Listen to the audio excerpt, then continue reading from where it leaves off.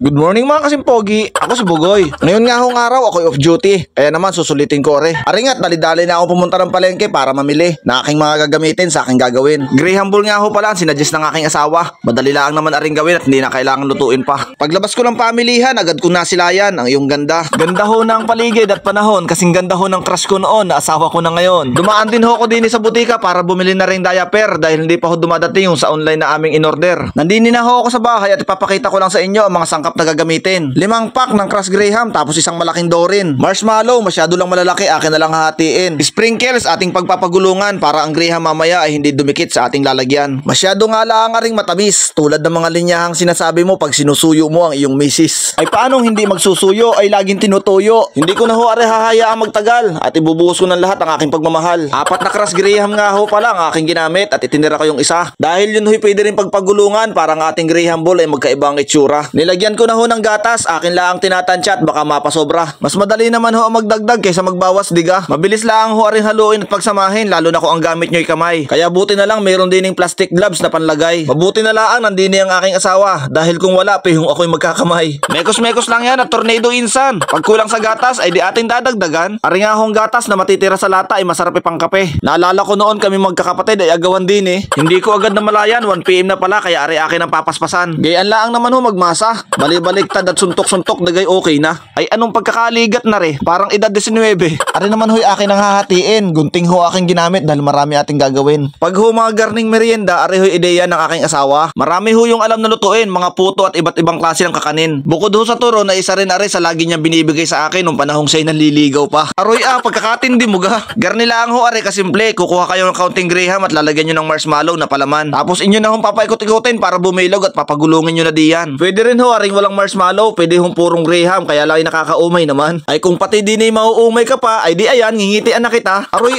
siya nga pala sa TikTok shop ko, meron na rin akong tinda. Baka nagugustuhan mo yung aking long sleeve dry fit na suot. Presko sa katawan at hindi mabanas. Ay check out mo na. Bugoy-pugi din lang naman ho doon ang aking pangalan. Siya nga pala, baka naman ang bidyong yung nagugustuhan, pakishare at follow naman. Dahil ho sa mga suporta nyo sa paggagawa ko ng content ay lalo akong ginaganahan. Usap na ho sa inyo ni Bugoy-pugi, lumalambing laang. Ikaw gay napapaibig na, ay punta ka din sa amin at tikman mo na. Pero kung nasa malayo ka, ay pwede ka namang gumawa at ari iyong magagaya. Dahil kung ikaw bibili ng garing gawa na, ay pihong ari na sa 5 piso ang isa. Maganda rin ho ari pang negosyo at sigurado namang ikikikita. May kwento ko lang ho sa inyo, ako ho'y nakapagtapos dahil sa mga garning pagtitinda. Dahil garni ho ang negosyo ng aking pamilya. Mga homemade candy sampalok, pastillas, mani at saka yema. Yun ho'y aming dinideliver sa mga tindahan. Umaabot ho kami kung saan-saan kahit kasulok-sulukan. 6 na bayan ho din sa Mindoro ang aming nadadalhan. Aba teka, napapahaba na ang aking kwento, baka tayo magkaluhaan pa. Good vibes lang tayo lagi para maganda ang simula ng umaga. Malapit na nga ho pala ang Pasko at bagong taon. Ako, napakaganda ho na rin sa lamesa kapares ho ng mga hamon. Sige ho, hanggang din na lang. Salamat ng maraming sa inyong panonood. Paalam!